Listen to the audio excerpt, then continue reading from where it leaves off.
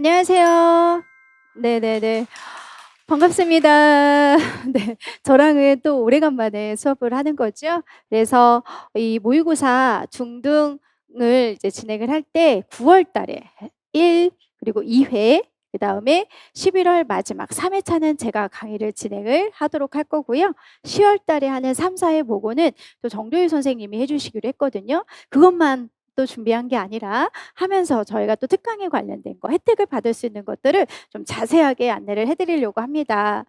자 이제 저희가 적중 출제 예상 문제 통찰력 해설 뭐 이렇게 말씀을 드리긴 한데요. 실질적으로 작년 모의고사를 좀 이제 선생님들이 저희 직광에 오셔서도 문제를 풀지만 작년 모의고사도 업로드가 될 거예요. 거기 보면 작년에 똑같은 문제들이 굉장히 많이 나왔어요. 그래서 그 관련된 것들 꼭 한번 꼭 풀어보도록 하시면 좋을 것 같고요. 그리고 저희가 이제 중등은 계속 강론이 사실 계속 지금 출간되고 있는 거 맞고 저도 이제 어디까지 해 줘야 될지 계속 고민한 상황인데 제가 엊그저께는 또 7 권을 또 샀거든요. 그래서 이것까지 해 줘야 되는 건 좀 무리인 것 같고 솔직히 있는 것만이라도 저희는 잊어버리지 않고 확실하게 이제 공부하는 방향으로 가는 게 중요할 것 같아서 그러다 보니까 중등 선생님들은 좀 더 가지고 있는 개념들을 깊게 심화적으로 보는 부분들이 필요하죠. 자 그래서 저희가 좀 더 세부적인 강의를 지금 진행을 하고 있는데요. 조이 선생님이랑 저랑 하다 보니까 실질적으로 문제 패턴에 저희 것만 또 익숙해질 수도 있고 그리고 조이 선생님 것도 새롭게 보면 새로운 문제도 또 적응할 수 있고 결국 일반화에 훨씬 더 도움이 될 것 같다라고 하는 생각도 들고요. 더 실제 현장에서는 이런 일반화로 인해서 좀 당황하지 않고 선생님들이 긴장을 좀 덜하면서 인출이 잘 되지 않을까 이렇게 생각이 들기도 합니다.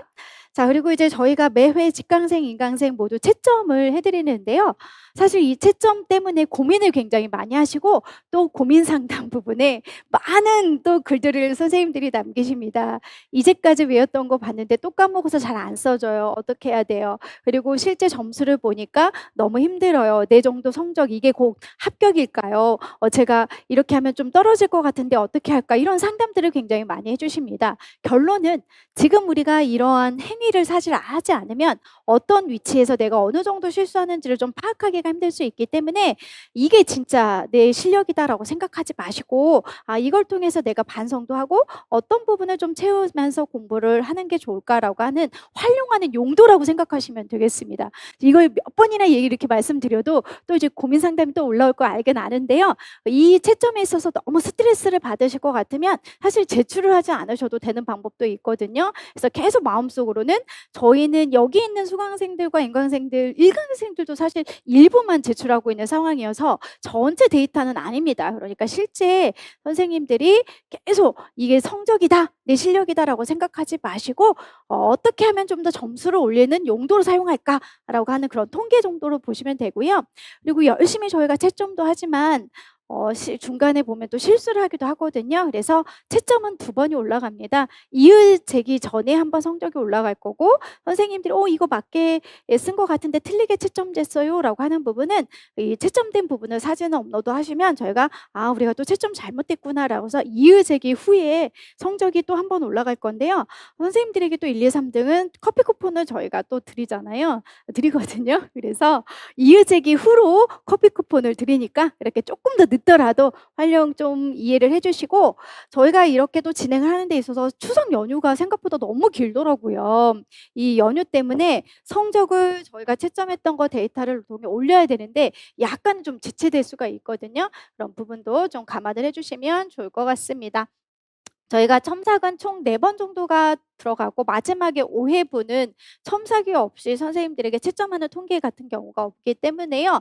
선생님들은 4주 정도 4 번만 이렇게 첨삭도 진행이 되는 거구나라고 알고 계시면 될 것 같고 아마 이제 장특법 연수 문제도 직강생은 직강생 전용관에서 보시면 되고 인강생들은 인강생들 이제 올라가는 자료에서 보시면 되고요.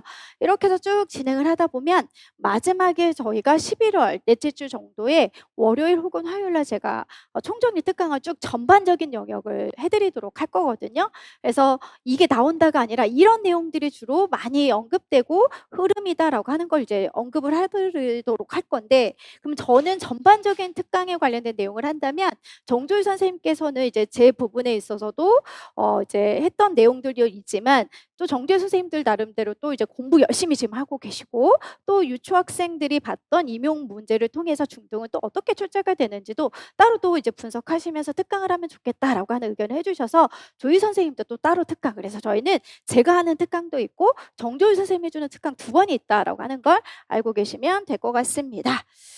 자, 그다음에 이제 저희가 2차에 관련된 내용들은 뭐 지금 해도 귀에 들어오지 않을 것 같아서 2차에 관련된 내용들은 선생님들이 각자 이렇게 읽어보시면 되는데 조희 선생님이 지금도 고민하세요. 어떻게 하면 또 2차 책을 잘 만들어서 선생님들한테 강의도 해주고 도움이 줄까 굉장히 또 고민하시면서 책을 지금 출간하고 계십니다. 그래서 이와 관련된 혜택들은 쭉쭉쭉 이제 읽어보시면 될 것 같고요. 시험 시간을 오늘 실제 해보셨잖아요. 이렇게 맞춰서 해보니까 느낌이 어때요? 생각보다 쉬는 시간이 길다라고 느껴지는 분들도 있고 생각보다 점심시간이 없기 때문에 뭘 먹어야 될지 고민이다 라고 하는 분들도 계실 건데요.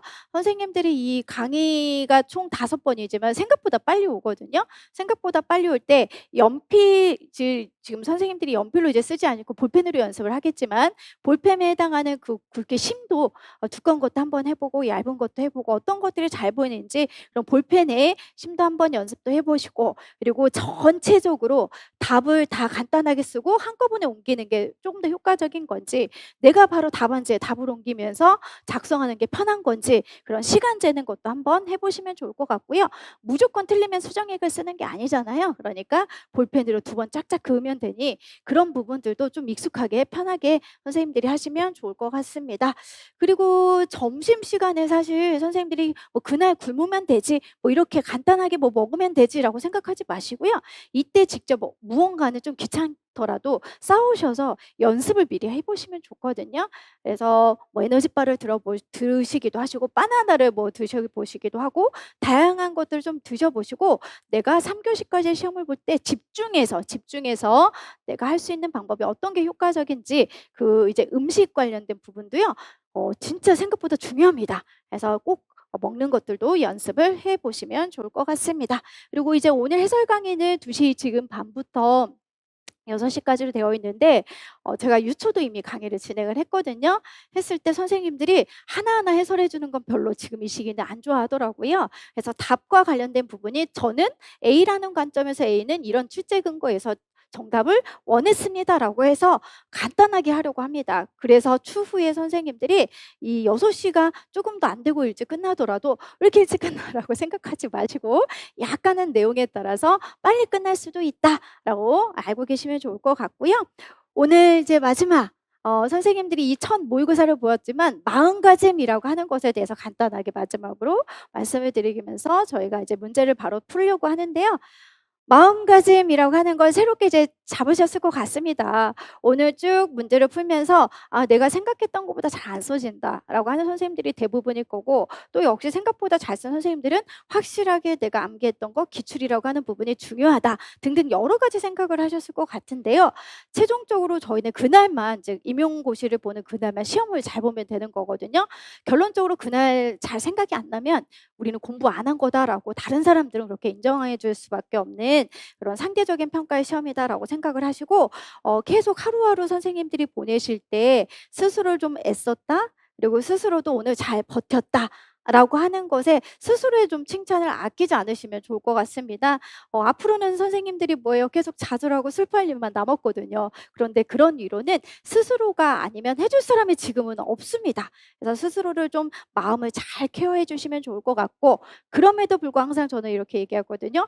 끝까지 시험은 최종 시험 그날까지 알 수가 없어요. 그래서 1차 시험도 잘 보고 2차 시험도 잘 봐야 되기 때문에 멘탈 관리를 내가 어떤 것을 해야 되는지 도움을 되는지 그 동기, 공부해야 되는 동기를 꼭 각자 나름대로 찾으시면서 잘 하루하루 보내시면 스스로가 멋진 사람이 되지 않을까 이렇게 생각이 들거든요. 그렇지 않습니까? 지금까지 잘 달려오셨잖아요. 상반기, 여름도 무더위 여름도 잘 보내셨으니까 이렇게 찬바람이 조금씩 부는 이 시기에도 스스로에게 응원을 해주면서 잘 우리가 1차 시험 볼 때까지 열심히 서로 해보도록 해요. 아시겠죠? 네. 대답이 없습니다. 자, 그러면 오늘 자 1 교시부터 한번 해 하도록 할 건데요. 1 교시는 교육학을 보셨으니 저희는 2 교시부터가 첫 번째 시간이 되겠습니다. 오늘 어떠셨어요? 다 한 번 정도는 봤던 그런 문제다라고 생각을 하셨을 것 같은데요. 실제 선생님들이 연도별을 기출 분석할 때 굉장히 연도별이 쌓이다 보니까 25년, 24년 이런 식으로 연습을 하시는 분들이 많습니다. 실제 저도 그렇게 하는 게 우선적으로는 빠를 것 같다라고 생각이 들어서 그럼 선생님들이 안 볼 수 있는 객관식 문제라든지 조금 더 연도가 13, 14, 15 부분은 내가 이 파트에서 좀 기출을 변형해서 옛날에는 이런 식으로도 문제가 출제가 됐어요라고 안내를 해주면 어떨까라고 생각이 들어서요. 오늘 1주차 문제는 객관식의 문제를 어떤 거 활용했고 서답형 13년도는 어떤 걸 활용했고 15년도는 어떤 문제가 있었고 이런 것들을 중간중간 얘기를 해주면서 과거의 옛날에는 이런 것들을 주로 다루었다라고 하는 것도 점검해 보면 어떨까라고 생각이 들어서요. 과거에 해당하는 기출 문제들을 좀 섞었고요. 그래서 과거만 또 있는 건 아니고 최근에는 이런 트렌드도 있다라고 하는 걸 말씀을 드리도록 할 건데요. 자, 우선적으로 선생님들이 1번 문제를 보면 시각 중복 항상 지금 요즘에 대세긴 합니다. 그래서 중도 중복 아니면 청각 중복, 그래서 중복 장애와 관련된 부분이 계속 유아에서부터 출제가 되었다가 작년에는 초등에선 굉장히 몸짓 언어의 세부적인 것까지 문제가 출제가 되었고 중등 입장에선 중도 중복은 뭐 과거에서부터 계속 잘 나왔던 그런 문제였었죠. 그러다 보니 이러한 교육과정하고 연결했을 때 어떤 걸 내면 좋을까라고 하는 아이디어가 떠올라서 시각 중복이고 결국 시각 중복이라고 한다면 선생님들은 이태원 교수님 책에서 나왔겠거니 라고 생각을 하실 것 같고요. 맞습니다. 그 책에서 다루는 내용들을 저희가 한번 살펴보려고 합니다. 자, 시각 중복이 있어서 말로 표현하는 것이 어렵고 주변 상황을 이해하는데도 시간이 걸리더라고요. 요즘 의사소통 방법을 지도하고 계세요라고 했는데요. 학생회가 자주 사용하는 물건을 뭐뭐로 활용하세요. 그래서 이태훈 교수님 강론을 살펴보시면 이런 사물을 손에 쥐어주면서 이 아이가 의사소통할 수 있도록 해주는 것들. 키워드는 사물을 손에 재준다.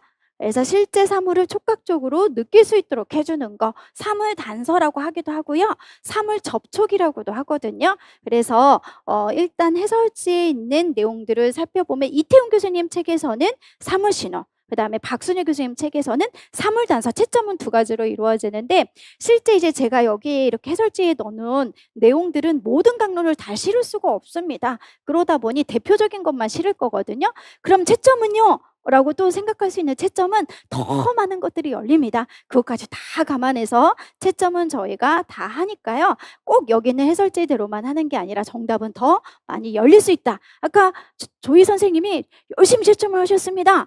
네, 그래서 우리가 협의하에 또 더 많은 것까지 채점의 기준을 넓혔으니까요. 그렇게 알고 계시면 좋을 것 같습니다. 그래서 사물 단서, 사물 신호를 낸 이유는 24년도 중등의 촉각 단서라고 하는 것에 관련된 부분으로 중등의 기출 문제가 됐습니다. 그래서 시각 중복에 관련된 내용들도 조금은 그 주변에 있는 걸 좀 꼼꼼히 봐라라고 하는 거군요. 하고 바라보라고 하는 거고 사실 이 부분하고 좀 비교하는 문제를 낼까라고 고민했던 문제이기도 하는데요.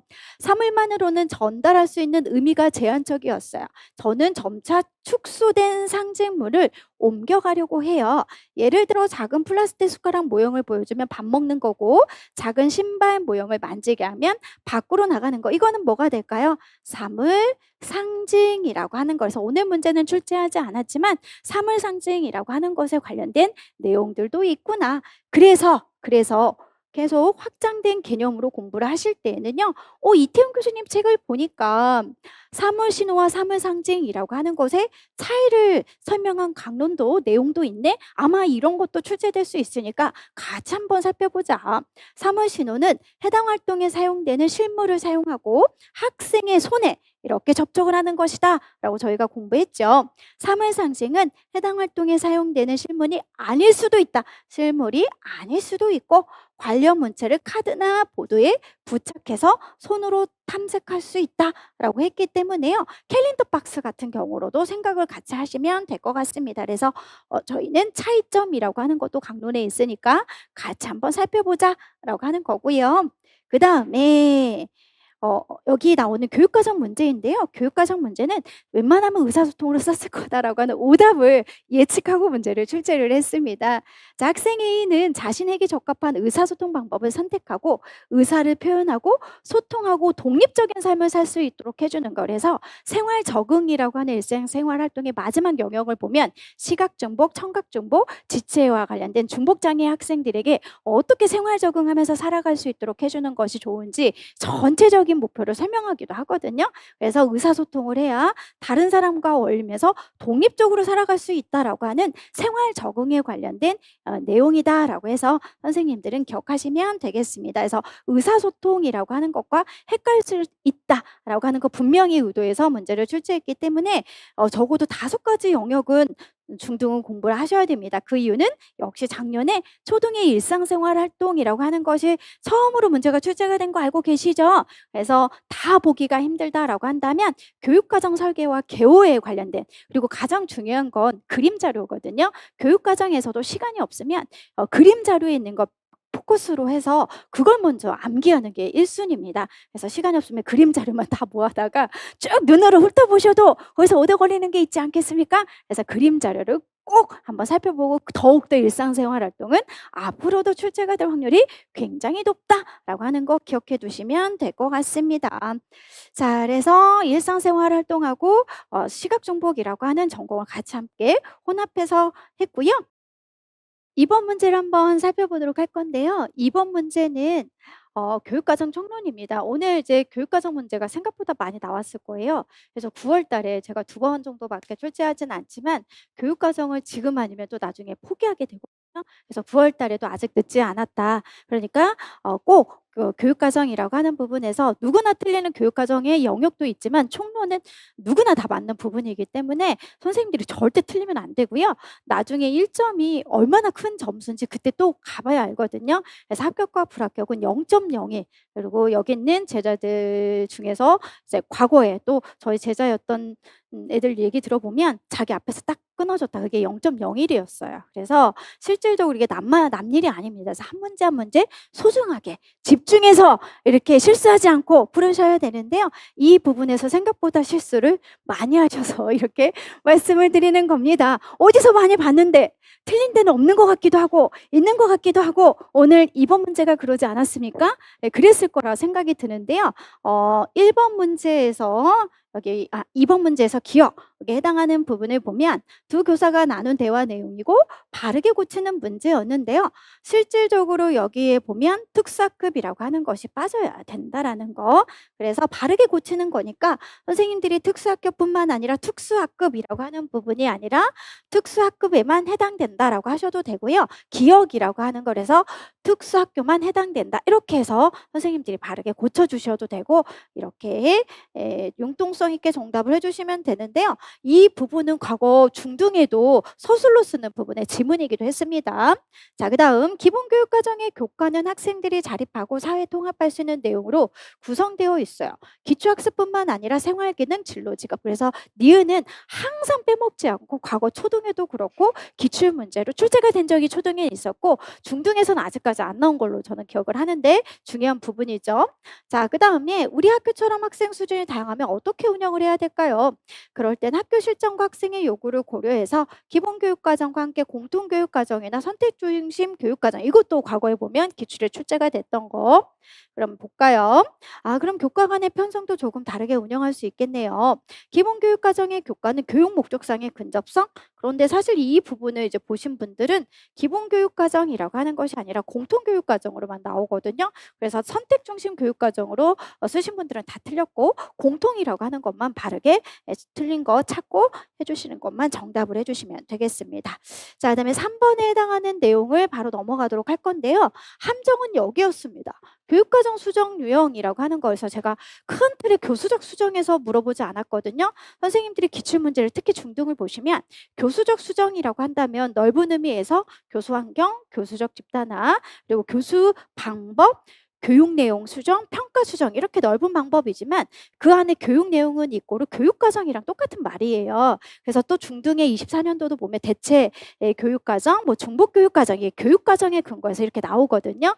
그럼 이거는 교육 과정 수정이라고 하는 건 교육 내용의 수정에 유형에서 쓰는 문제이다. 그래서 여기 교육과정 수정 유형을 교육 내용 수정 이라고 하는 걸로 쓰신 분들은 다 틀렸다. 똑같은 말을 반복하는 것이다. 그러면 교육과정 수정 내용이라고 하는 건 결론은 중다 수준, 중보 혹은 대체 이런 거 쓰는 거구나 라고 체크해 주시면 되는 거죠. 이번 차시가 우리나라 기후인데요. 지적장애가 있는 학생 B는 어떻게 수업에 참여할 수 있을까요? 선택적 주의 집중과 어려움과 외부 지향성. 그래서 선생님들은 여기 있는 것도 과거에 중등은 나오지 않았지만 서술로 쓸 때는 유아등, 초등이등 문제 출제가 됐고 객관식에는 나왔었어요. 객관식에. 그 다음에 외부 지향성이라고 하는 것도 중등은 객관식에도 나왔는데요. 이거를 외적 통지서랑 비교해라 라고 했는데 실질적으로 제가 초등인가는 이걸 좀 변형해서 문제 냈거든요. 선생님들이 머릿속에만 기억하고 있다는 흔적이 보여요. 정확한 워딩대로 쓰질 못하더라고요. 그래서 외부 지향성이라고 한다면 문제 해결에 있어서 외적인 단서고요. 외적 통제소라고 하는 것은 계속 운명이나 요해, 남의 탓으로 돌리는 것이기 때문에 그런 키워드도 반드시 기억해야 됩니다. 그 이유는 학습된 무기력의 앞뒤에 있는 가장 중요한 심리적인 특성이다라고 하시고요. 그리고 외적 통제소, 외부 지향성, 학습된 무기력 이제 유초 중 통틀어서 본다면 다 기출해서 언급된 용어이다라고 하는 거 체크해 놓으시면 되겠습니다. 중요한 부분이죠. 자, 온대 몬순 기후를 아는 것을 목표로 하지만 일반 학생들은 이게 목표이지만 우리 아이는 그림 카드를 맞추고 간단하게 이렇게 우리가 목표만 세웠다라고 했기 때문에 같은 활동을 하는 거지만 이 아이의 목표 수준을 조금 더 낮춰준 거 중다 수준 교육과정이라고 하는 걸로 기억하시면 될 것 같고요.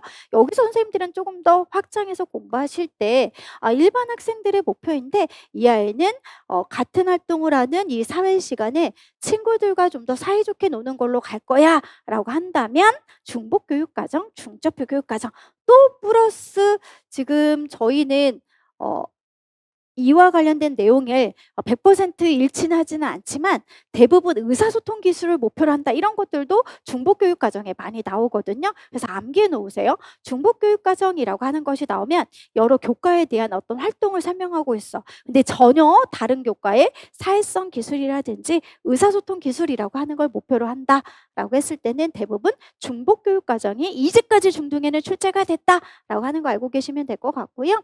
그 다음에 보자. 정리 시간에는 이라고 하는 거에서 중등 문제 보면 정리 시간에 평가 방법 수정 이런 거 쓰는 것도 서술형으로 문제 출제가 됐습니다. 일반 학생들은 우리나라 기후의 세 가지 특징을 쓰게 하는 거지만 말할 수 있도록 하는 거. 그래서 응답 방법, 반응 조정이라고 하는 것과 관련된 내용들 이렇게 쭉 해서 정답을 여기 보시면 중다 수준 교육 과정 이렇게 쭉 보시면 이렇게 반응 방법이지만 응답 방법이라고 하는 것도 다 맞습니다. 써주시면 되고요. 그리고 바로 이제 가볼게요. 4번 문제는 중등의 객관식에 나왔던 문제입니다. 한 번씩은 다 봤을 것 같긴 한데요. 선생님들은 여기에 있는 것만으로도 반복이구나, 연장이구나, 뭐 반복이구나 이런 것들을 다 기억하시면 될 것 같고요. 그리고 여기에서는 딱 떨어지진 않기 때문에 반복, 연장 그리고 막힘이라고 하는 것도 중등에는 잘 나왔던 우리가 핵심적인 행동이다. 핵심적인 행동에 대한 설명까지 기억을 하시면 될 것 같고요. 그 다음 갑자기 고개가 뒤로 젖혀지기도 해요 라고 하는 건 아마 대부분 다 잘 썼을 것 같아요. 탈출 행동이라고 하는 걸로 머릿속에 기억하시면 되되 오늘은 문제 출제하지 않았지만 선생님들은 항상 요즘에는 회피 행동도 자주 문제가 출제가 되고 있어. 회피 행동의 여러 유형들도 내가 아는지 아닌지 한번 쭉 앞글자만 시간이 없으면 앞글자만 따서 머릿속에 상기시키면 되는 거잖아요. 그런 것까지 기억해 놓으시면 좋을 것 같습니다. 그래서 기억은 탈출 행동이라고 하는 것으로 해서 용어 그대로 쓰는 문제였고요.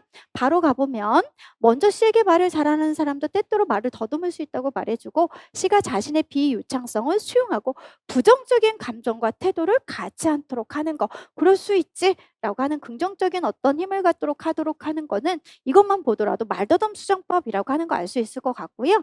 보시면 취소기법이라고 하는 걸로 쉽게 정답을 찾을 수가 있을 겁니다. 그래서 말을 더듬기 시작하더라도 일단 그 말을 더듬어서 끝낸 후 잠시 말을 쉬었다가 아이가 편안하게 시도해 주는 건 취소기법이고요. 또 이 지문에 선생님들이 책마다 약간 다르지만 이끌어내기 그러면 취소기법이라고 하는 것이 서, 서, 서, 서울역이라고 하는 부분에 있어서 저희가 서서서 서울역 하고 멈추고 서울역이라고 하는 걸로 가는 게 취소기법이라고 한다면 말소기법 이끌어내기는 어디에서? 서에서 딱 끊고 멈추고 서울역으로 이렇게 되는 거죠. 그래서 어떤 부분 단어 안에서 끊고 쉬면 취소기법 아예 더듬는 거 음소가 됐던 음절이 됐던 바로 거기서 끊고 다시 한번 부드럽게 이끌어내는 거가 되면 이끌어내기 말소기법. 그리고 한 가지가 뭐가 있습니까?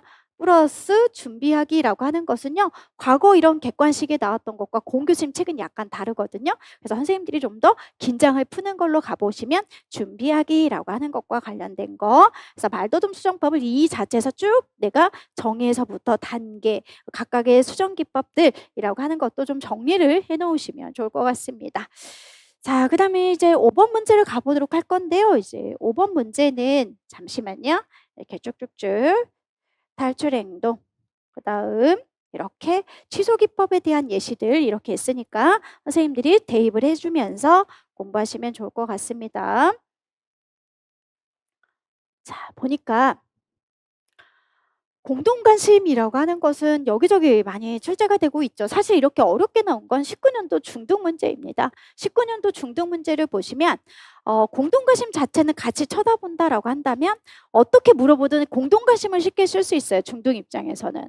그런데 19년도 중등 문제에서는 공동관심 시작하기라고 하는 것과 공동관심 반응하기라고 하는 게 나왔을 때 공동관심 반응하기라고 하는 것이 나왔을 때 물어보는 방식은 잠시만요. 여기 있는 것처럼 구분해서 써라라고 여기 있는 것처럼 유형에서 써라라고 하는 것으로 문제가 출제가 됐거든요. 그래서 공동관심 유형에서 써라라고 한다면 공동관심 시작이냐 공동관심 반응하기냐. 그래서 얘랑 또 구분을 시켜야 되기 때문에 저는 주어진 워딩대로 기술을 써라라고 했거든요. 그럼 기술을 써라라고 한다면 좀 더 세부적인 걸 쓰라는 거구나 라고 하는 거에서 물어보는 똑같은 지문이다 하더라도 발문이 다를 수 있다. 그랬을 때 오늘 문제를 살펴보면 공동관심 시작하기 기술 중이라고 나왔고 하위 내용들을 지금 쓰라는 거지 나의 기억에 해당하는 것을 쓰고 라고 했습니다.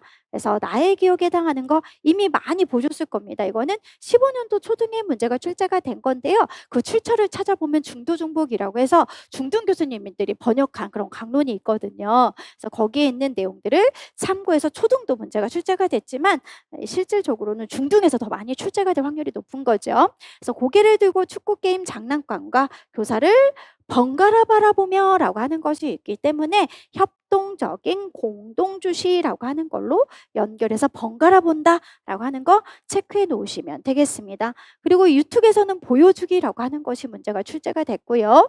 공유하기에서 건네준다, 가르치기 혹은 공동관심 반응하기라고 하는 걸 전체적으로 볼 때는 19년도 중등 문제를 같이 함께 살펴보기라고 하는 걸로 체크를 놓으시면 전체적인 내용들을 다 파악할 수 있다라고 보시면 되겠습니다. 자, 그 다음에 이거는 뭐 이제 중등 입장에서는 누구나 쓸 수 있는 문제죠. 의사소통 기능을 써라라고 하는 건데요.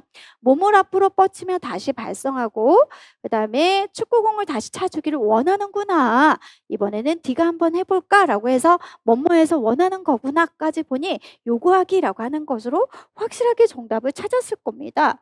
그래서 선생님들이 여기 하는 요구하기라고 하는 건 누구나 썼을 텐데 여기를 좀 체크를 해보고 싶어서 문제를 출제를 했습니다. 초등에서는 요구하기라고 하는 것에 정답을 쓰는 게 문제가 출제가 됐었는데요. 제 기억엔 그게 23년도로 기억이 나요. 굉장히 많은 선생님들이 선택하기 기능은 왜 안 돼요? 라고 해서 많은 질문들을 했던 그런 내용이 있었습니다. 왜 그러냐? 요구하기라고 하는 것을 그대로 보시면 의사소통 초기 단계에서 학생들은 좋아하는 사물을 획득하고 간직하기 위한 수단으로 요구하기와 거절하기를 배운다라고 했는데요.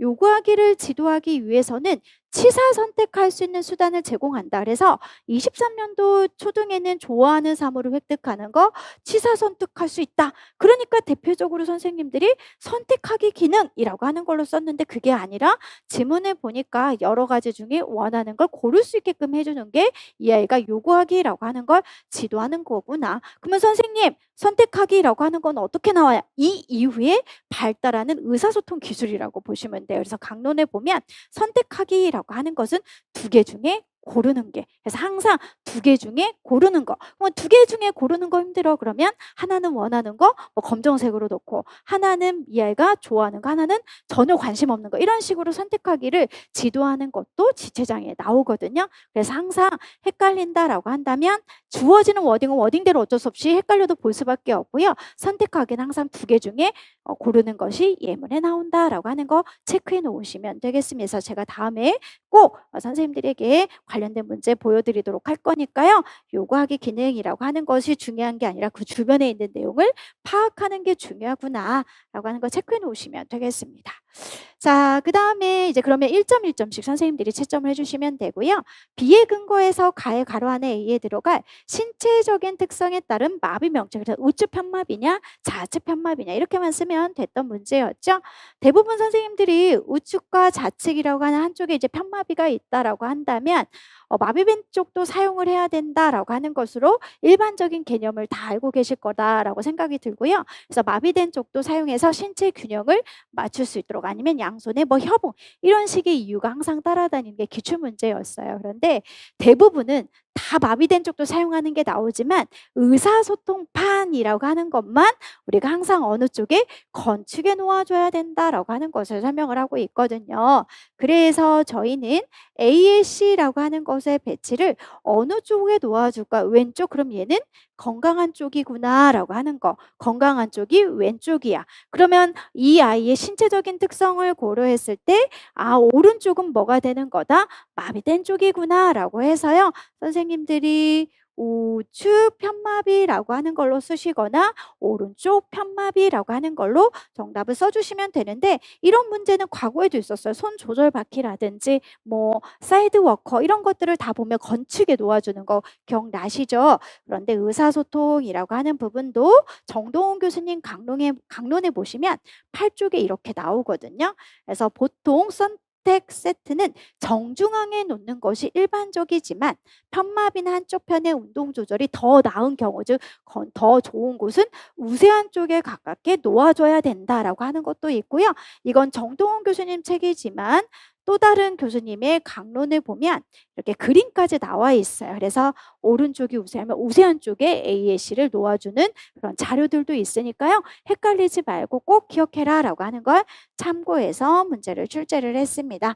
그래서 여기는 우측 편마비, 오른쪽 편마비만 들어가면 다 맞는 걸로 체크해 주시고 편마비가 나왔으면 여기 이제 선생님들이 살을 붙여야죠. 우측에 흔히 우리가 우세한 쪽에 놓아주는 건강한 쪽에 놓아주는 크러치라든지 아니면 뭐 워커라든지 그리고 손 조절 바퀴가 어느 쪽에 있는 것이라든지 아니면 이제 그 외에 우리 마비된 쪽부터 하는 것이 옷입기라든지 뭐 손식 양손으로 세수하기 뭐 여러 가지가 있죠.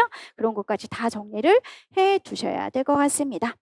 자, 스위치 사용 지도 순서라고 하는 부분은 사실은 초등의 입장에서 많이 나오는 기출의 패턴이고요. 중등에서는 최대 최소 촉진이라고 해서 의존성, 의존 뭐 이렇게 간단하게 문제가 출제가 되기도 했고 과거 객관식 문제에서는 대부분 빠지지 않고 매해 이렇게 출제가 됐던 부분인데요. 그래서 초등의 문제이긴 하지만 중등에도 충분히 문제가 출제가 될 수 있고 대코도 있을 수 있다. 그래서 가장 암기를 해라라고 제가 말씀드리는 좋아하는 최대 최소의 지문이기도 하다라고 생각하시면 되겠습니다. 그래서 이 지문은 그냥 암기해라라고 하는 건데요. 스위치 누르는 걸 지도하기 위해서 손을 잡고 그러면 대부분 전체적으로 신체적인 걸 접촉하는 거에 대한 지문이 있고요. 그래서 함께 스위치를 누르고 장난감 자동차가 움직이도록 한다. 교사가 두 손가락을 학생 뒤에 손등에 그러면 저희는 이거는 부분적으로 신체적인 접촉을 해서 아이에게 도움을 주고 있구나. 그 다음에 교사가 눌러볼까 말한 뒤 그러면 언어적인 거라고 하는 것이 나오고요. 그리고 스스로 할 수 있도록 해주는 건데요. 선생님들이 이제 정답을 쓸때 뒤의 특성에 근거하여 라고 하는 것을 제가 말씀을 드렸거든요. 여기 이제 지문에 있거든요. 뒤의 특성을 보면 그림이나 사진을 이해하지 못한다 라고 했기 때문에 그림이나 사진을 통해서 스위치 누르는 모습을 보여준다 라고 한다면 다 틀린 거고요. 선생님이 스위치 누르는 걸 보고 따라할 수 있도록 지도한다 라고 하는 것으로 모델링이라고 하는 거 시범 촉진 보고 따라하는 것만 정답이다 라고 하는 걸 반드시 체크를 해줘야 되겠습니다. 이런 패턴은 22년도 초등 문제를 보면 해지라는 친구가 와서 꼭 해지의 특성에 맞게 쓰는 그런 기출문제가 있었었고요. 선생님들은 최대 최소에 관련된 내용으로 기본적인 틀은 큰 틀은 신체, 모델, 시각, 언어라고 하는 것으로 설명해서 최대에서 최소 촉진이지만 저희는 최소에서 최대 촉진으로 가더라도 기출문제는 여기서 크게 변하지 않았다. 그렇지만 요즘에는 조금 더 업그레이드가 돼서 나오거든요. 업그레이드가 된다라고 하는 건 뭔가 이 사이에 이렇게 살들이 붙기는 해요. 근데 살들이 붙기 한데 그중에 여러 유특이나 추특이 기출문제를 보면요. 언어적 촉진이라고 하는 것과 스스로 할 때까지 기다려주기 위해서 기출문제를 보면 단서 촉진이라고 하는 게 따라다니기도 하거든요. 최근에는 단서 촉진은 어떻게 나온 겁니까? 대부분 아이가 이렇게 가르칠 수 있게끔 교사가 정반응을 아이가 바로 하지 못하기 때문에 이렇게 가르쳐주는 거. 이걸 말씀드리는 이유는 이렇게 가르쳐주는 내용이 이렇게 해주는 지문이요. 강론마다 촉진의 설명이 약간씩 달라요. 어떤 쪽은 지적하기 촉진 뭐 이렇게 그래서 촉진의 용어는 다 다른데 기출에는 단서 촉진으로 나왔으니까 그냥 가르쳐준다라고 하는 것이 있으면 일단은 기출 용어대로 단서 촉진으로 봐라라고 하는 걸 말씀을 드리는 겁니다.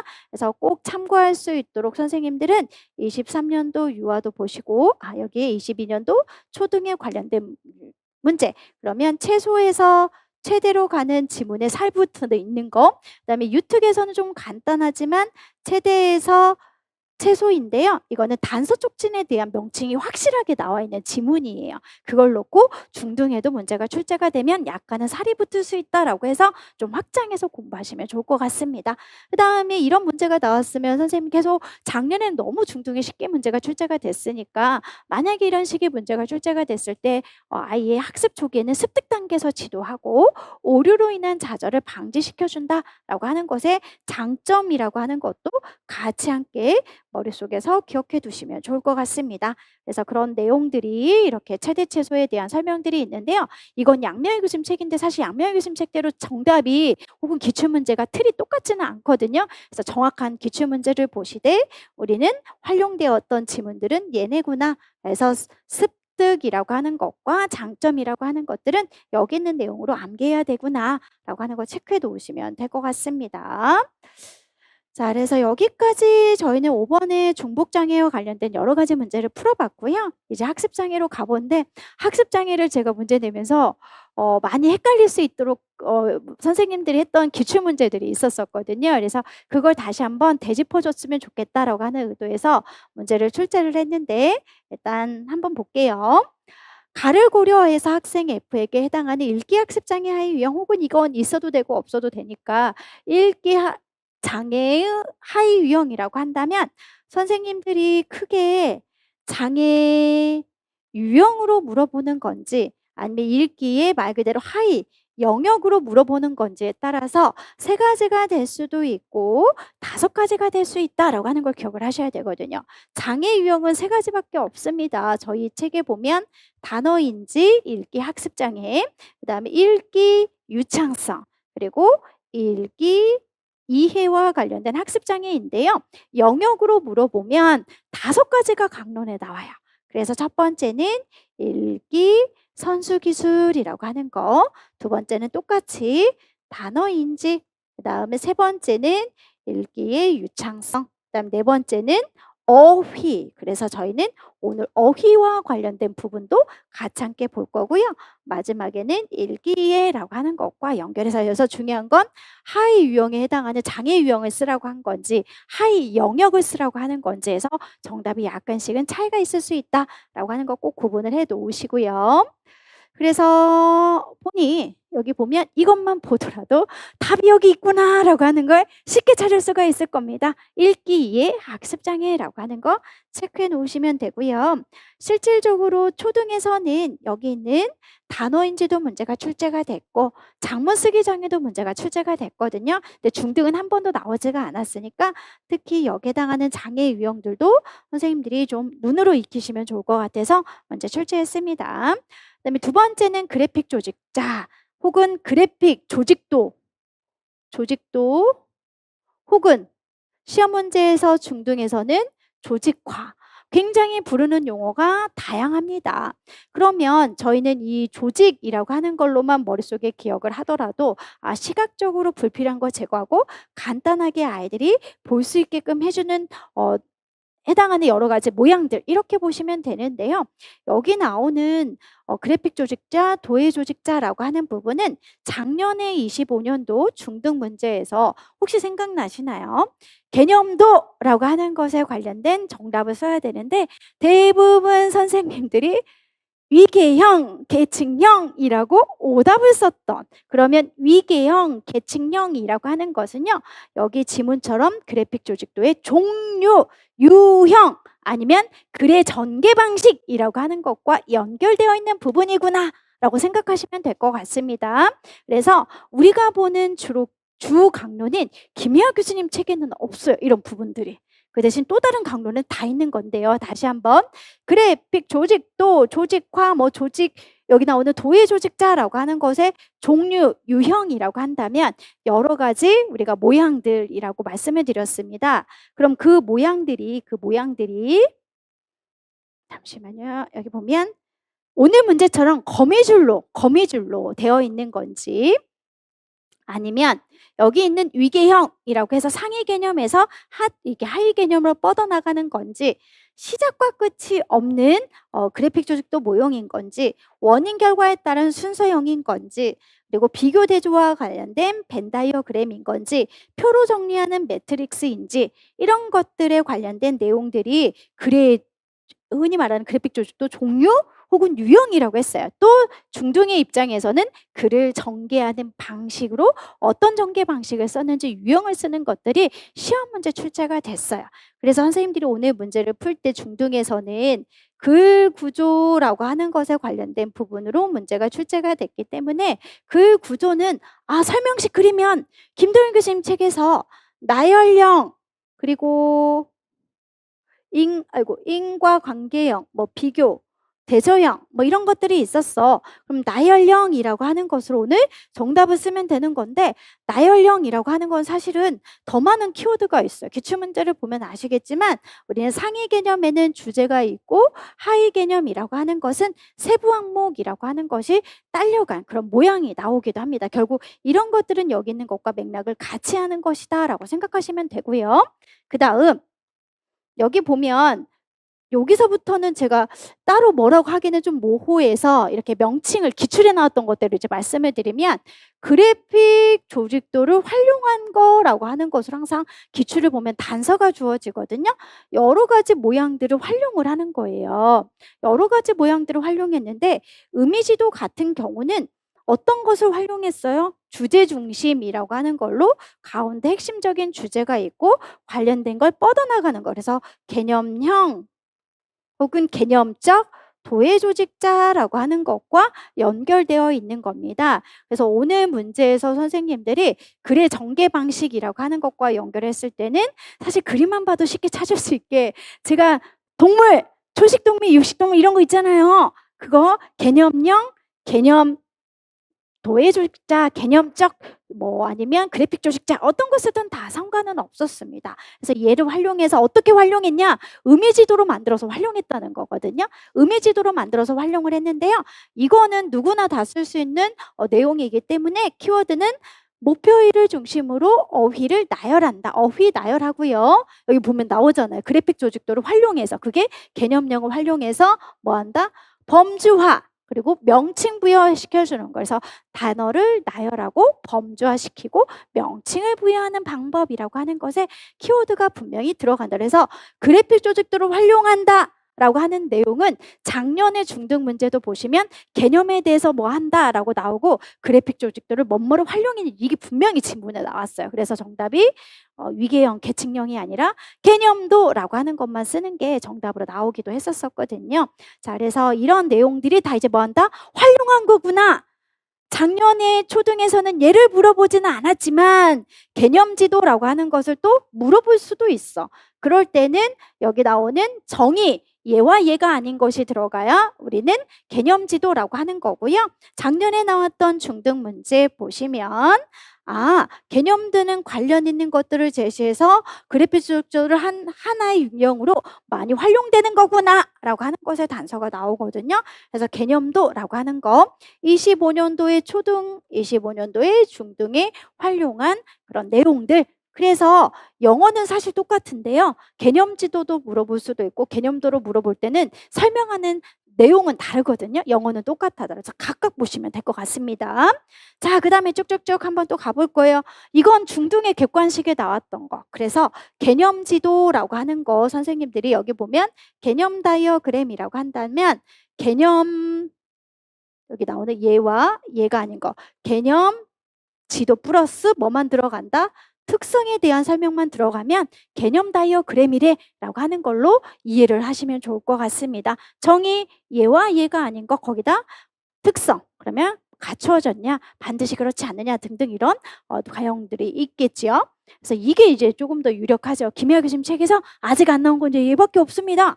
자, 그 다음에 과거에 나왔던 중등 문제 개념 비교표라고 해서 개념의 공통점과 제에서 그래픽 조직도를 사용한 한 유형이다. 활용한 거라고 해서 전체적으로 말씀드렸고요. 그다음에 의미 특성 분석 중등에 나왔습니다. 그러면 얘를 사용한 그래픽 조직도는 종류 한 유형은 매트릭스가 되는 거고요. 매트릭스를 활용해서 이런 그래픽 조직도인 매트릭스를 활용해서 플러스 마이너스라고 하는 것까지가 다 되어 있으면 의미 특성 분석. 그리고 제 말이 너무 헷갈리면요, 그냥 개념대로만 외우시면 돼요. 주어지는 문제는 다를 수 있으니까 이게 뭐 여러 가지 개념형 뭐 종류래, 여기 뭐 활용한 거를 헷갈리면 각각의 개념대로 시험 문제는 출제됩니다. 그러니까 헷갈리면 그냥 각각 주어지는 개념대로 외우시면 돼요. 그래서 격자표가 있고 관련된 특성이면 플러스 아니면 마이너스로 표시해 주는 거까지. 그래서 여기까지는 다 중등의 개념 다이어그램이라고 하는 거 빼고 웬만하면 다 문제가 출제가 된 거고요. 그리고 기본 어휘 확장시켜 주는 것들도 혹시 중등은 모르니까 이런 내용들도 있구나라고 체크해 놓으시면 되겠습니다. 그래서 저는 오늘 이 문제를 만들면서 23년도과 24년도의 개념 비교표와 벤 다이어그램이라고 하는 거 쓰는 문제가 있었었고요. 그때는 이렇게 주고받는 활동으로 나오진 않았어요. 고체 액체에 대한 그냥 글 구조에 대한 설명이었어요. 그래서 저는 그냥 교사와 학생이 수업하는 어떤 활동이구나라고 했고요. 세 가지로 나눴다라고 설명을 했어요. 그 세 가지를 뭐 어떻게 나눴냐라고 해서 글을 읽고 그래픽 조직도로 표현하는데 의미 지도를 활용한다라고 하는 것은 여기 있는 여러 가지 모양인 뭐다? 개념형이라고 하는 개념형, 핵심적인 거 세 가지 이렇게 해서 얘만 보면 개념형, 개념적 도해 조직도라고 하는 거 쓸 수 있게끔 이렇게 문제를 출제했습니다. 근데 많이 어려웠었던 것 같아요. 그렇지 않았나요? 많이 어려워했던 것 같아요. 그래서 이거 한번 점검시켜 주려고. 그래서 보면 개념형, 개념적 도해 조직자, 개념만 맞으면 들어갔다라고 해주려고 했는데요. 조희 선생님도 얘기해 보니까 나열형이라고 쓰신 분들도 많아서 나열형도 원래는 주제 세부 항목 이렇게 들어가는 게 맞는데 그것까지는 일단 맞았다고 해드렸거든요. 그래서 조금 더 이때 개념을 좀 정리를 하시면 좋을 것 같습니다. 그래서 의미지도의 정의는 누구나 다 써서 아까 말씀드린 대로 관련된 어휘를 열거하고 범죄화시키고 우리는 명칭 부여하는 것이다 라고 하는 것에 관련된 내용만 쓰시면 맞습니다. 그래서 꼭 중등은 여기 있는 23년도 제 기억에 지금 23년도와 24년도가 약간 헷갈리는데요. 비교 대조형 그리고 개념 비교표, 그러니까 둘 중에 하나일 거예요. 플러스 25년도를 보고 문제의 패턴을 좀 이해하시면 좋을 것 같아요. 꼭 한번 관련된 거 보면서 정리해 두도록 하세요. 그래서 기출을 활용한 문제, 그 다음 여기 그럼 니은까지 지금 했습니다. 적절하지 않는 것. 그런데 이 당시 문제에서는 실질적으로 이 부분이 뭐였냐면 문맥 단서 전략이었거든요. 그래서 한가운데는 어떻게 해야 되냐? 한가 가운데가 뭐 합해진 거 뭐 이런 거로 발문하는 내용의 단어 형태 분석 전략을 쓰던 게 문제가 있었었어요. 아, 그러면 문맥 단서와 연결되어 있는 게 얘잖아. 그죠? 어려운 단어 이해하기는 거 여기서 뭐가 나와요? 단서, 문맥, 앞뒤 읽어본다 뭐 이런 게 나와서 상보적 교수를 한번 넣어보면 좋겠다라고 하는 아이디어가 나왔습니다. 그래서 중등에서 또 역시 나왔던 상보적 교수를 짜집기를 해서 하나의 세트로 만들었는데요. 예측하기는 글을 읽는 목적을 설정하는 도움을 주는 것 그대로 나와 있습니다. 그 다음 학생이 읽은 중에서 중요한 것에 집중하는 거. 그래서 선생님들이 사실적 이해 질문을 할 거냐 혹은 추론적 이해 질문으로 할 거냐 평가적 이해 질문을 할 거냐 이런 것들의 질문의 유형들도 만들어 보시는 거죠. 요약하기는 자신이 읽은 글의 내용을 정리하고 중요한 내용을 기억을 돕는 것이다.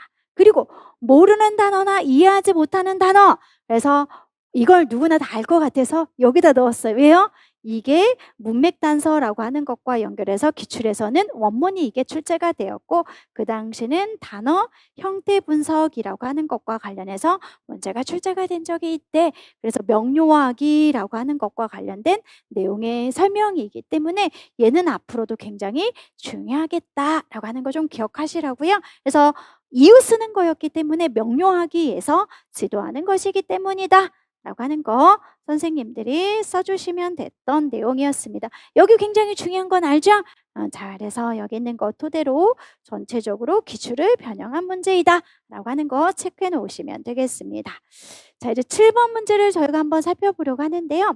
7번 문제는 왠지 이런 건 좀 선생님들이 뭘 쓸까 좀 고민할 수 있었던 것 같다라고 하는 것들을 좀 섞어놨는데 우선은 요즘의 흐름은 기능적 이제 흔히 말하는 조문문장애 중에서 기능적 원인들에 대한 내용이 많이 나오고요.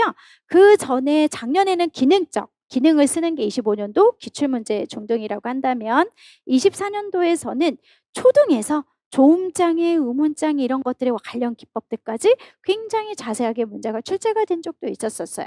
결론적으로 웬만하면 조음장애와 의문장애, 기질적, 기능적인 거, 뭐 의문적인 측면에서 복합적이다, 일관적이고 뭐 일관적이지 않다 이렇게 비교하는 건 다 알고 계실 것 같아서요. 얘에 관련된 정의를 한번 의미를 써보라고 한다면 선생님들이 잘 쓸 수 있을까? 왜냐면 하위 유형들 정도만 암기했을 것 같아서. 그래서 여기에 해당하는 기능적이라고 하는 건 여기 키워드가 있어요. 의문장애라고 했으니까 뭘까요? 의문 지식이 부족해요. 말소리의 규칙을 습득하거나 사용하는 데 어려움을 보여요. 이런 것들이 강론에 나오거든요. 그래서 제가 하위 유형에서 자르는 게 아니라 의문장의 의미라고 하는 부분으로 나오기 때문에 대부분 공통적으로 강론에서 언급하고 있는 의미를 말씀을 드리도록 할 거예요. 그래서 보시면 이거는 대부분은 아니거든요. 그래서 이걸로 모든 강론은 설명하고 있어요. 그래서 의문 지식이나 능력의 부족이다. 아니면 말소리의 규칙을 이 아이가 습득하거나 사용하는 데 어려움을 보인다라고 하는 것 등이 두 부분에서 자음과 모음의 지식, 자음과 모음의 규칙 혹은 말소리 규칙 등등과 연결할 수 있는 것만 정답으로 했습니다. 무슨 말인지 이해 가셨죠? 그래서 이런 부분은 계속 키워드가 나오면 관련된 내용들을 항상 파생해서 심화의 내용으로 공부를 하셔야 된다는 거 많이 봤지만 이거 쓰라고 하니까 잘 안 써지지 않았나요?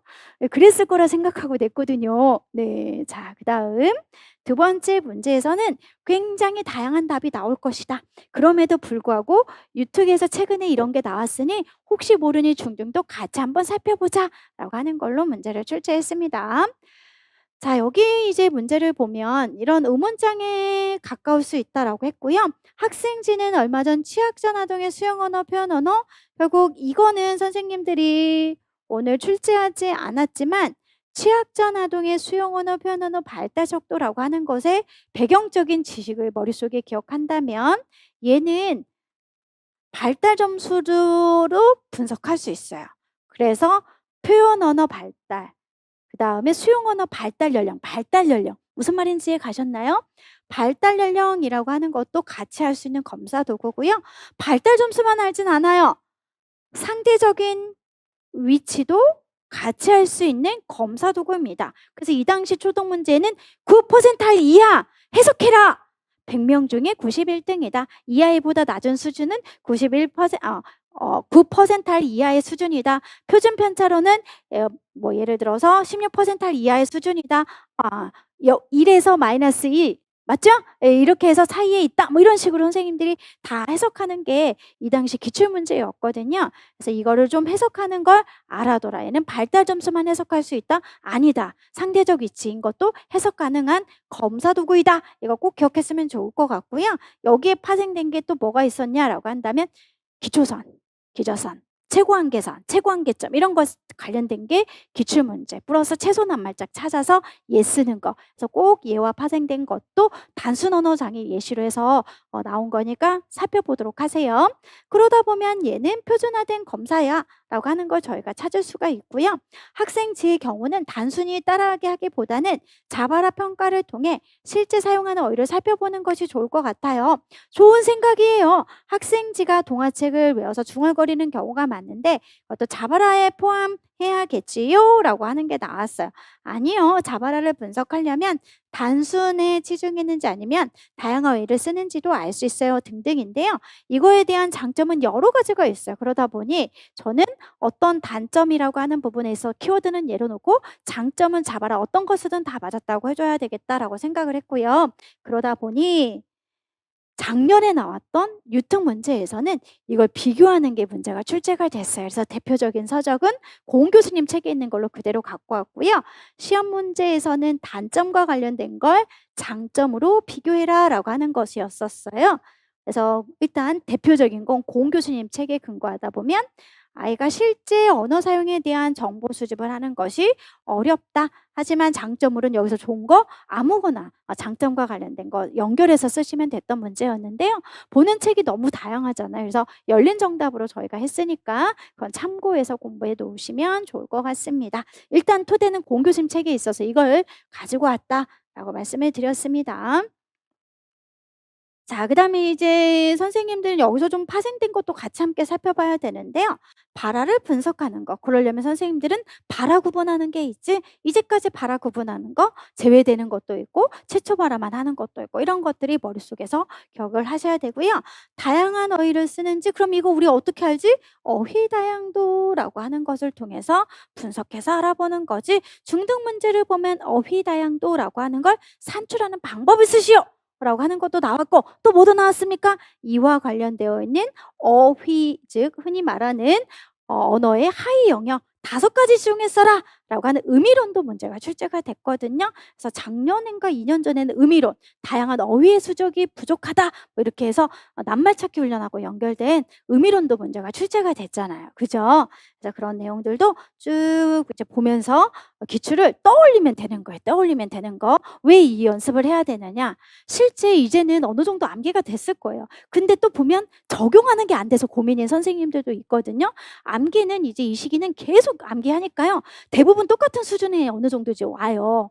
그런데 이제 암기했던 내용을 적용하려고 하면 이게 이렇게 적용한 게 맞나? B라고 하는 게 적용한 게 맞나? 해설 들으면 이해가 가는데 그 당시 문제 풀 때 잘 안 되거든요. 근데 이렇게 계속 생각하는 걸 하지 않으면 내가 조금 더 아무리 암기했어도 적용하는 데서 시간이 좀 오래 걸려서 더 많은 문제를 꼼꼼하게 풀지 못합니다. 시간이 좀 걸리더라도 계속 머릿속에 뭐가 어떤 문제가 나올까를 내가 출제자 입장에서 좀 상상을 해보면서 공부하시는 게 좋을 것 같습니다. 여기 있는 것도 마찬가지입니다. 여기는 이제 조금 이제 보면 작년에 선생님들이 여기 보면 발화 유도 전략이라고 한다면 작년에 초등이든 유특이든 특히 이제 초등 같은 경우는 우리가 잘 보지 않는 김영태 교수님의 언어장애 진단의 치료를 보면 구어적 맥락이냐 비구어적 맥락의 지도 방법이냐 이런 데서 나왔는데 사실 이제 중등 선생님들 같은 경우는 그것도 다 보시잖아요. 그리고 재구성, 문장의 재구성 그래서 김영태 교수님의 책에 있는 문장의 재구성이라든지 고은 교수님의 책에 있는 재구성이 예시가 달라요. 이런 것까지 다 지금 보고 계시죠? 맞죠? 네, 그래서 이런 하나의 문제가 나오더라도 여기 있는 건 우리가 흔히 말하는 발화유도 전략이라고 해서 이제까지 중등은 고은 교수님 책에서 물어봤던 흐름이야. 하지만 이걸 발문을 할 때 김용태 교수님 책에서는 어떤 식으로 물어볼까 하면 분명히 제 기억에는 구어조 맥락 안에 있었던 걸로 알고, 거기에서 보면 직접이냐 간접으로 또 유도를 하는 뭐 그런 맥락이 있었던 걸로 기억이 나오거든요. 그래서 거기에서 물어보는 방식도 좀 캐치를 해놔야 똑같은 정답을 쓰더라도 책이 다르다 보니 헷갈리지 않고 바로바로 쓸 수가 있습니다. 무슨 말인지 가셨죠? 그래서 김영태 교수님 책도 꼭 한번 살펴봐라 라고 하는 거고요. 여기서 보면 아이가 책을 읽을 때 다 뭐예요? 교사가 교사 입장에서 얘기하고 있어서 혼잣말 기법이라고 하는 건 잘 썼을 겁니다. 근데 문제는 중등에 똑같은 문제죠. 발화유도라고 하는 것에 해당한 혼잣말 기법만 쓰는 게 아니라 똑같이 기대효과라고 하는 기출문제이기 때문에 기대효과에 대한 워딩 똑같이 쓰시면 되는데요. 그때 당시도 채점의 기준이라고 하는 걸 볼 때 다른 건 다 그렇더라도 여기 있는 키워드는 반드시 들어가 있던 게 채점 기준이었거든요. 그래서 아동에게 직접적인 지시를 하지 않고도 언어적 대화의 상호작용을 유도하는 기대 효과가 있다라고 하는 것으로 선생님들이 정답을 써주시면 됐던 문제였습니다. 자, 그다음에 이제 볼 건데요. 여기서는 이제 말 그대로 혼잣말 기법이지만 만약에 평행적 발화 기법이라고 한다면 교사가 아동의 입장, 그러면 발문은 어떻게 나올까? 비교하는 것도 중등에도 과거에 문제가 많이 출제가 됐으니까. 그리고 요즘에는 안 나온 그 주변, 그래서 FA 질문법, 대치 요청이라고 하는 것도 같이 기억해 놓으시면 되고요. 교정적 유형이라고 하는 부분은 이미 중등의 문제가 출제가 된 적이 있습니다. 23년도에 고쳐 말하기. 그런데 고쳐 말하기 빼고 뭐 예를 들면 선생님들이 여기는 해설지처럼 딱 명시적 오류 수정 빼고는요. 얘네들 빼고는 문제 만드는 지문이 정말 애매해요. 그래서 저도 얘도 한번 만들어 보고 얘도 한번 만들어 보고 AI한테 막 물어보기도 하고, 왜냐하면 나도 좀 저를 알고 싶어서. 근데 예시랑 설명해 준 게 또 비슷하거든요, 사실은. 그러면 결론은 뭐냐? 헷갈리면 이 책이다. 책대로밖에 예시가 안 나올 것이다. 그래서 그 밖에 여러 가지를 내고 싶지만 교수님들도 뭔가 구체적인 근거가 있다 라고 해야 되기 때문에 여기 있는 예시가 그래도 많이 나올 것이다 라고 해서요, 교정적 피드백의 유형은 우선적인 여기 있는 예시부터 꼭 기억하는 게 정답이지 않을까. 오늘 정답은 이거 명료화 요구라고 하는 거 열심히 다들 잘 써주셨습니다. 그래서 명료화 요구라고 하는 걸로 정답을 체크해 주시면 되겠네요. 그 다음에 8번 문제까지 하고 저희가 이제 쉬는 시간 가지도록 할 건데요. 8번 문제는 그냥 PBS를 다 정리해라. PBS를 다 정리해라. 그리고 이 패턴은 작년에도 그렇고 그전에도 그렇고 유아와 초등에는 이런 패턴들이 많이 나오고 있는 추세입니다. 그런데 선생님들이 이런 표만 추가됐지 이런 패턴은 어디서부터 시작했냐? 19년도 중등에서부터 시작된 게 있었거든요. 그 당시여도 아이가 소리 지르는 행동이었어요. 그래서 소리 지르는 행동을 보였고 그러한 아이를 지도할 때 동기평가 척도도 들어갔고, 그 당시 이제 시각적인 분석의 차원에서 우리 선생님들이 정답을 쓸 때 수준은 어떻게 해석해야 되는 건지, 그다음에 경향, 뭐 변동, 혹시 이런 거 생각나죠? 같이 섞여졌던 그런 문제였거든요. 그래서 그런 것도 같이 함께 살펴보시되 이거 실수를 많이 하셨더라고요. 요즘에는 직접보다 간접이 뜨고 있습니다. 왜요? 직접은 항상 모든 데이터에 다 나오거든요. 그래서 여기 아이에 대한 기본적인 정보로 ABC 관찰 요약이라고 하는 건 직접 평가에서 사용하는 대표적인 거야. 동기평가 속도라고 하는 거, 문제 행동을 일으키는 동기가 뭐야? 과제가 어려워서? 선생님한테 관심 받으려고? 활동을 피하기 위해서? 이런 것들이 동기를 찾는 거잖아요. 그래서 동기 중에서 가장 높은 점수라고 하는 것이 문제 행동을 일으키는 동기가 됐구나. 그러면 얘는 직접이고 얘는 간접에 해당하는 평가 방법이지. 이 두 가지를 통해서 우리는 가설이라고 하는 것을 세울 수가 있는 거지. 그래서 보니까요, 교사가 어려운 과제를 제시한다. 여기 보니까 뭐예요? 작년에 PBS 중등 문제도 어려운 과제였잖아요. 그랬거든요. 그랬습니다. 어려운 과제 교체기술 교수 고학물 이런 거 쓰는 거 문제였던 거 기억나죠? 네, 그래서 어려운 과제를 제시하면, 교사가 어려운 과제를 제시하면 과제를 회피하기 위해서 교실 이탈 행동을 한다라고 하는 걸로 선생님들이 선행 사건, 문제 행동의 기능, 그에 따른 여기 행동이라고 하는 것을 정확하게 써주시면 됐던 문제였습니다. 교사가 어려운 과제를 제시하면 과제를 회피하기 위해서 교실 이탈 행동을 한다라고 하는 것의 하나의 문장으로 완성해주면 됐던 문제였죠. 그래서 기능평가 방법이라고 하는 건 간접평가를 그대로 쓰시면 됐던 문제, 가설은 지금처럼 하나의 문장으로 만들어서 선생님들이 작성을 해주시면 되겠습니다. 그 다음 중등의 입장에서는 유초에 많이 나왔던 여기 기능 분석 그래프가 좀 뜸해서요. 저희도 한번 살펴보자. 이거는 작년에 초등에 나왔던 과제 수행 요구라고 하는 것에 교대 중재, 교대 처치라고 하는 그래프를 그대로 가지고 온 거거든요. 그래서 중등에 있는 과제에 대한 사례도 있고 초등에 있는 25년도를 섞은 문제라고 생각하시면 되겠습니다. 그래서 보니 과제 수행 요구 때문에 맞습니다. 그럼 선생님들은 여기 있는 내용을 통해서 보니 말 그대로 교대 중재 혹은 교차 중재, 교차 처치 여러 가지 용어로 쓰시면 되는 문제였는데요. 암기해 두자. 무조건 아이의 기능이 어떤 게 맞아 라고 하는 것을 확인하기 위해서, 즉 검증하기 위해서는 우리는 교대 중재와 이제까지 강론은 ABAB 설계밖에 없다라고 하는 걸로 기억을 하시고요. 여러 개가 왔다 갔다 하면 교대 중재로 쓰시면 되고 하나의 중재를 주었다, 안 주었다, 주었다, 안 주었다 뭐 이런 식으로 주면 ABAB 설계를 활용한 기능 분석도 있을 수 있다라고 하는 거 좀 암기를 해놓으세요. 유초는 둘 다 나왔어요. 그래서 여기 있는 정답을 쓰는 것은 어렵지는 않을 겁니다. 자, 그 다음에 작년에 아까 중등에서는 여기 보면 쉬고 싶어요 라고 해서 기능적 의사소통 대체기술 교수, 교체기술 교수라고 하는 걸로 설명을 할 건데요. 기능적 의사소통 훈련이라고 하는 게 틀렸다가 아니라 PBS 용어는 대체기술 교수, 교체기술이라는 용어를 많이 쓰거든요. 그리고 실제 작년 시험 문제에서는 기술에 해당하는 용어 명칭을 써라라고 했기 때문에 교체기술 이런 것들로 이제 확실하게 써주는 게 정확한 정답이었어요. 그래서 기능적 의사소통 훈련이 틀렸다는 게 아니라 얘도 좀 영역에 따라서는 융통성 있게 해주시면 돼요. 그래서 이걸 먼저 설명을 작년 기출은 이런 거 나왔다라고 하는 걸 먼저 설명을 해드리고요. 그래서 지도 방법으로 물어볼 때는 교체 기술을 쓰는 거고 그럼 선생님 여기 보니까 이거는 또 중등에 나왔던 선행사건 중재 생각나시죠? 과제의 난이도 분량을 조절하는 선행사건 중재야. 그럼 선행사건 중재와 교체기술 교수의 명칭을 써라 라고 하는 걸 스스로가 문제를 내시고 오답으로 그렇게 쓰신 분들도 있을 건데요. 여기에 해당하는 문제는 공통적인 특징, 목적을 써라 라고 하는 걸로 압축을 했거든요. 결국 이 두 가지는 뭐가 가장 큰 키워드죠? 문제 행동을 예방하는 거 여러 가지가 있을 건데 대부분의 강론에서는 압축해서 문제 행동에 해당하는 여기 그냥 쭉쭉쭉 이런 내용들을 이미 다 말씀을 드렸으니까 들어간다면 이런 내용들을 큰 틀에서는 문제행동 예방이라고 해서 제목이 주어지고 강론에는 언급이 되어서요.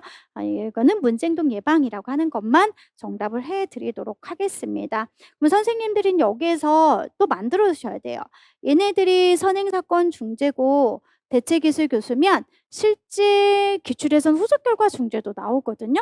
후속결과 중재는 대부분 차별 강화라고 하는 것이 많이 나와서 기출문제를 보면 타행동 차별 강화라고 하는 것이 가장 많죠. 그래서 과제를 이 아이가 이렇게 과제 이탈을 하지 않았을 때 좋아하는 무슨 활동을 해준다. 그러면 타행동 차별 강화라고 하는 것과 연결해서 해준다든지 아니면 속어라고 하는 것과 관련해서 같이 해주기도 하고 이런 것들을 좀 더 확장해서 공부를 해 놓으시면 되겠습니다.